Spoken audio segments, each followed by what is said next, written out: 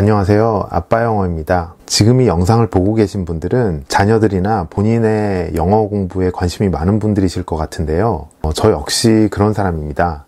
저는 현재 서울 관악구에 살고 있고요. 초등학교 4학년짜리 딸아이를 둔 평범한 아빠입니다.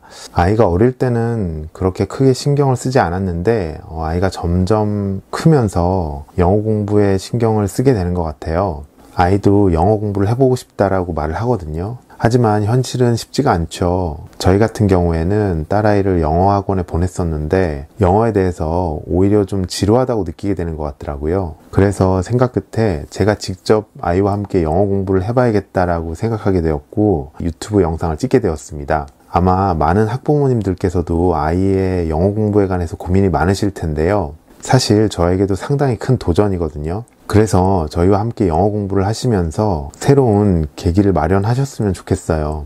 제가 여기서 왜 함께 영어 공부를 하자고 말씀을 드리냐면요. 이 영상을 보고 계신 분들께서는 아이에게 영어 공부를 시켜야지 라고 생각을 하실 거예요. 그런데 저도 직접 해보니 아이한테 영어 공부를 하라고만 시키고 부모가 하는 모습을 보여주지 않으면 아이가 잘 하지 않게 되더라고요. 그리고 영어는 우리가 살아가면서 익혀두면 굉장히 유익한 부분이 많잖아요. 그래서 이번 기회에 아이들과 같이 공부하는 기회를 만드십사 하고 말씀을 드리는 겁니다. 사실 제가 아이랑 영어 공부를 같이 한번 해봐야겠다라고 생각하게 된 건 제가 예전에 미드나 영화를 보면서 영어 공부를 아주 재밌게 했던 기억이 있기 때문인데요. 제가 처음 영어 공부를 본격적으로 시작하면서 봤던 영화가 아마겟돈이라는 영화였거든요. 아마 연배가 좀 있으신 분들은 아실 텐데요. 1998년에 나왔던 영화였어요. 당시에 저는 그 영화를 굉장히 재밌게 봤었고 제가 재밌게 본 영화로 영어 공부를 하면 지루하지 않고 잘 되겠다라고 생각이 들어서 그 영화를 교재로 선택을 하게 됐습니다. 보통 여러분들 영화를 보실 때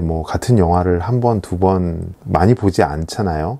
근데 저는 그 영화를 한 50번 넘게 봤던 것 같아요. 처음부터 끝까지. 그리고 몇 달 동안 그 영화의 대본을 구해서 막 달달 외웠습니다. 그랬더니 실제로 배우들의 발음이나 이런 표현들이 귀에 다 들어오고 입으로 말할 수가 있게 되는 거예요. 그 영화를 완전히 좀 마스터를 하고 제가 외국인들을 만났을 때 꽤 이렇게 대화를 할 수가 있었습니다. 물론 그 영화만 했던 건 아니고요. 그 이후에도 그런 식으로 영어 공부를 하는 거에 재미를 느껴서 여러 편의 미드들을 보면서 대본을 구하고 그 대본들을 막 외워가면서 공부를 했던 것 같아요. 그렇게 하니까 제가 잘 알고 있는 주제에 대해서는 외국인들하고 소통을 하는데 전혀 문제가 없었고요. 그리고 그런 영화나 드라마들을 보면 정말 좋은 표현들이 많이 나와요. 그런 표현들을 그 외국인들한테 막 이렇게 쓰면 그 사람들이 영어를 어디서 배웠냐 이렇게 물어오더라고요. 그런 부분이 굉장히 재밌었던 것 같습니다. 그런데 제가 이런 방법으로 영어 공부를 하면서 좀 생각을 해보게 된 점들이 있어요. 한국 사람들이 왜 영어를 잘 하지 못할까? 물론 여러 가지 어려움들이 있지만 한 3가지 정도로 좀 정리를 해봤습니다. 첫 번째는 먼저 발음에 관한 건데요. 너무 당연한 얘기지만 영어는 한국어와 발음 체계가 굉장히 다르거든요. 그런데 그 차이를 학교에서 명확히 가르쳐주지 않고 영어를 가르치는 것 같아요. 그러다 보니까 한국 사람들 같은 경우에 공부를 되게 열심히 하잖아요. 그래서 영어 단어라든지 그런 걸 잘 아는데도 잘 하지 못하는 경우를 많이 봤습니다. 예를 들어서 이런 거예요. 여러분들 한번 이 단어를 발음해 보세요.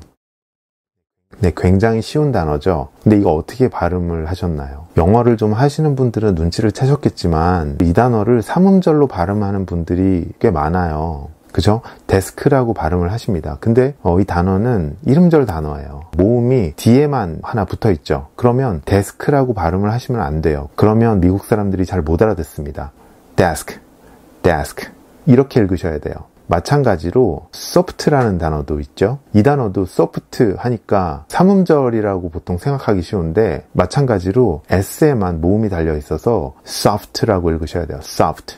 우리가 컴퓨터 다루다 보면 많이 사용하는 단어 중에 소프트웨어라는 단어가 있죠. 이거를 소프트웨어라고 우리가 보통 읽지만 미국 사람들은 software 이렇게 읽거든요. 그러니까 분명히 아는 단어인데도 발음을 잘못 익혀서 의사소통하는데 굉장히 어려움이 많은 거예요. 그리고 두 번째는 강세에 관한 것입니다. 사실 영어와 한국어가 발음이 굉장히 다르다는 거는 잘 알고 계실 거예요. 예를 들어서 LR 발음이라든지 BV 발음, PF 발음 이런 부분들은 많은 분들이 잘 알고 계시는데요. 의외로 이런 부분을 잘 하시면서도 강세에 신경을 덜 쓰시는 분들이 많더라고요. 제 얘기를 좀 해보면요. 이런 단어가 있어요. 제가 예전에 좀 당황스러운 경험이 있는데 이 단어 어떻게 발음하는지 알고 계시죠? 네, 강세가 이음절에 있습니다. 그래서 specific 하고 읽으셔야 돼요. 근데 제가 예전에 이 단어를 이음절에 강세를 붙인 거예요. 그래서 specific 이렇게 읽은 거예요. 그래서 저는 이 단어를 말을 해서 외국인하고 대화를 했었어야 되는데 이 단어를 못 알아듣는 거예요. 계속 저한테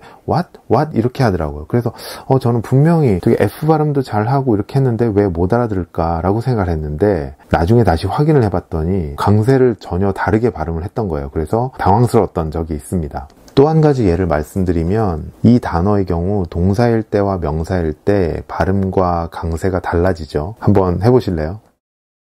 네, 동사는 analyze 이렇게 읽고 명사는 analysis 이렇게 읽습니다. 그런데 이거를 한국 사람들끼리 막 있을 때 발음을 하다 보면 이렇게 발음이 안 되죠. 그죠? 그래서 이런 습관으로 외국인과 대화를 하거나 하면 좀 자연스럽지 않은 것 같아요. 그래서 발음과 강세는 반드시 어떤 단어나 표현을 익힐 때 신경을 쓰셔야 된다라는 말씀을 드리고 싶어요. 그리고 세 번째는 자주 쓰는 표현을 완전히 익숙해질 때까지 익히셔야 된다는 겁니다. 사실 영어가 언어이다 보니까 그냥 우리가 이렇게 문자로 소통하는 게 아니잖아요. 말을 주고받으면서 의사소통을 하잖아요. 그런데 사람들이 또박또박 읽어주지 않거든요. 예를 들어서 이런 간단한 표현이 있어요.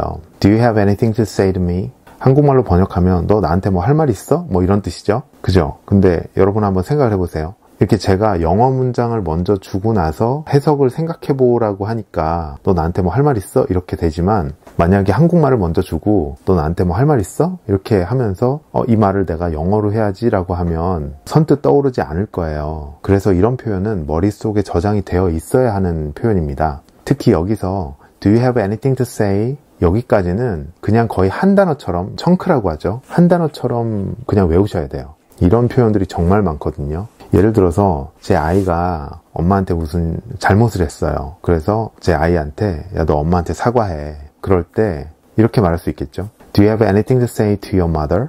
너 엄마한테 뭐 할 말 없어? 이런 간접적인 압박이 되겠죠. 아니면 예를 들어서 아이가 바깥에서 놀고 왔는데 옷이 굉장히 더럽혀졌어요. 그때 이제 엄마가 이런 말을 할 수가 있겠죠. Do you have anything to say to me about your clothes? 뭐 이 정도가 되겠죠. 그러니까 자주 사용하는 표현들을 이렇게 머릿속에 완전히 익혀놓으면 누군가가 여러분한테 Do you have anything to say? 이 정도만 말하면 사실 뭐 미국 사람들이 이렇게 정확하게 발음해주지도 않거든요. 네, 이 정도만 말해줘도 뭔가에 대해서 할 말 없냐? 뭐 이런 말을 하려나 보다 라고 생각할 수가 있어요. 그렇게 거의 직관적으로 반응할 수가 있기 때문에 이렇게 중요한 표현들에 대해서 익혀놓는 게 꼭 필요하거든요. 그래서 일단은 한 3가지 정도를 말씀드렸는데 아마 여러분들도 이런 점들을 좀 주의하시면 영어 공부를 하시는데 아니면 아이들에게 영어를 가르쳐 주시는데 훨씬 더 효과적일 거라고 생각이 됩니다. 한 가지 더 말씀드리면 저는 미드도 있지만 노래로 영어 공부하는 것도 굉장히 좋은 방법인 것 같아요. 저희 아이 같은 경우에 디즈니 OST를 굉장히 좋아하거든요. 디즈니 OST 같은 노래들은